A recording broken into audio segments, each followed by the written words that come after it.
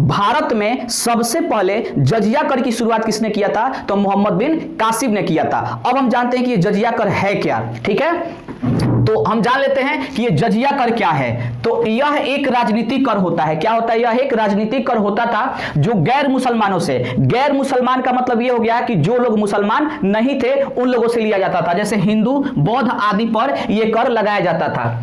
यह कर मुस्लिम राज्य में रहने वाले गैर मुस्लिमों से वसूला जाने वाला एक सालाना कर था। यानी कि जो भी मुस्लिम शासक होता था, क्योंकि आप लोगों को सबसे पहले ही बताए हैं कि जो इनके आक्रमण करने का वो सबसे बड़ा जो लक्ष्य था कि हाँ जी, भारत में इस्लाम का प्रचार और प्रसार करना है। ठीक है, तो प्रसार और प्रचार कैसे हो सकता है? तो जो लोग इस्लाम को मानने वाले नहीं थे उनसे जजिया कर वसूला जाता था, और बहुत ये मोटा कर था, माने बहुत अधिक मात्रा में लिया जाता था, ताकि जो लोग हैं परेशान होके और कन्वर्जन हो जाए। इसीलिए भारत में सवाल भी उठता है कि आज जो भारत में परसेंट जो मुस्लिम है वो पहले के कहीं ना कहीं हिंदू ही हैं। यही सबसे उन लोग को दबाया गया, अत्याचार किया गया, तो वो लोग कन्वर्जन को स्वीकार किए।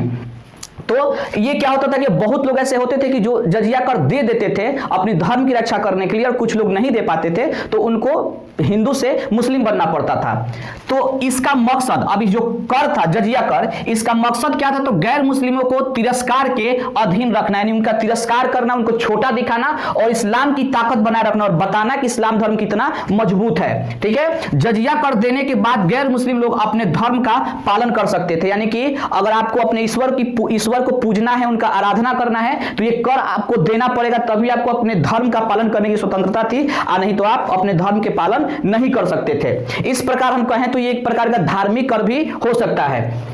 तो ये था हमारा जजिया कर।